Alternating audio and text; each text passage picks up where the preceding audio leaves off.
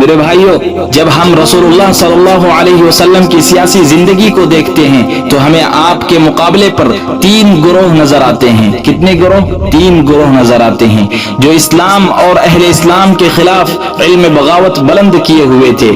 ایک نمبر پر ہے نصارہ، دوسرے نمبر پر ہے یہودی، تیسرے نمبر پر کفار و مشرکین ہے۔ اگر آپ نصارہ کے ساتھ کی گئی نبی کی مذہبی رواداری کو دیکھنا چاہیں تو اٹھائیے وہ عہد نامہ جو سن ہجری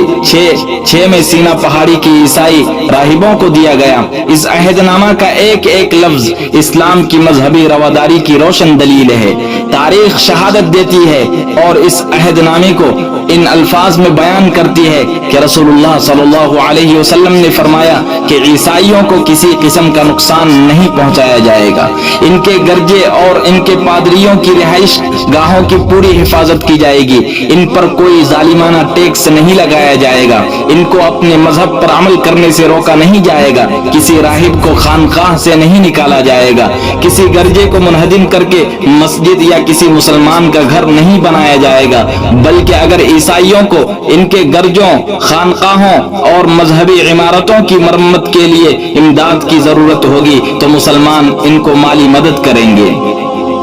اور اگر مسلمان ان شرائط کی خلاف ورزی کریں گے تو مسلمانوں کو سخت سزائیں دی جائیں گی۔ انسانیت کا دم بھرنے والے، مذہبی مساوات کا دعویٰ کرنے والے کیا اس عہد نامے کی نظیر پیش کر سکتے ہیں؟ میرے بھائیوں، اسلام پر عدم رواداری کا الزام دراصل یہودیوں نے ہی لگایا ہے۔ یہود کی اسلام دشمنی معروف و مشہور رہی ہے۔ آپ جانتے ہیں یہود کون ہیں؟ وہ یہود جو اسلام کی بیخ گنی کا بیڑا اٹھائے ہوئے تھے، وہ یہود جو تمام عرب میں اسلام کے خلاف بغاوت پیدا کرنے کی تدبیریں کر رہے تھے، وہ یہود جو قریش مکہ کو مسلمانوں کے خلاف جنگ پر ابھار رہے تھے، وہ یہود جو جنگ احزاب میں پوری دنیا کفر کو امداد پہنچا رہے تھے، وہ یہود جو مدینے پر چڑھائی کی کوشش کر رہے تھے، وہ یہود جو کھانے میں زہر دے کر پیکر قدسی کو شہید کرنے کی سازشیں رچ رہے تھے، وہ یہود جو السلام علیکم کے بجائے السلام علیکم کہہ کر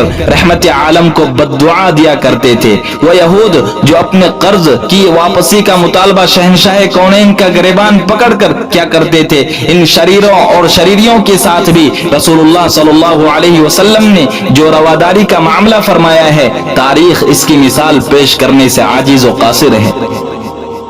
میرے بھائیوں، میرے اس دعوے کی شہادت کے لیے یاد کیجئے غزوہ خیبر کا وہ واقعہ کہ جب یہود کو شکست ہو گئی اور وہ اپنا سارا ساز و سامان چھوڑ کر بھاگ گئے اور مسلمانوں نے ان کا مال غنیمت کے طور پر حاصل کر لیا، تو اس مال غنیمت میں تورات کے نسخے بھی موجود تھے۔ یہودیوں نے درخواست کی اور سفارش کی کہ ہمیں تورات کے نسخے واپس کر دیے جائیں۔ اب ساری دنیا کا قانون ایک طرف ہے، میرے نبی کا قانون ایک طرف ہے۔ Humanity is the best policy کا جھوٹا نعرہ لگانے والی دنیا کا انصاف کچھ اور کہتا ہے اور میرے نبی کا کردار کچھ اور کہتا ہے۔ دنیا کا ہر مذہب اور دنیا کی ہر تہذیب مال غنیمت کے واپس کرنے کو ناجائز کہتی ہے، لیکن میرا نبی اعلان کرتا ہے کہ تورات کے نسخوں کا احترام کیا جائے اور تمام کے تمام نسخے بحفاظت یہودیوں کے پاس واپس کر دیے جائیں۔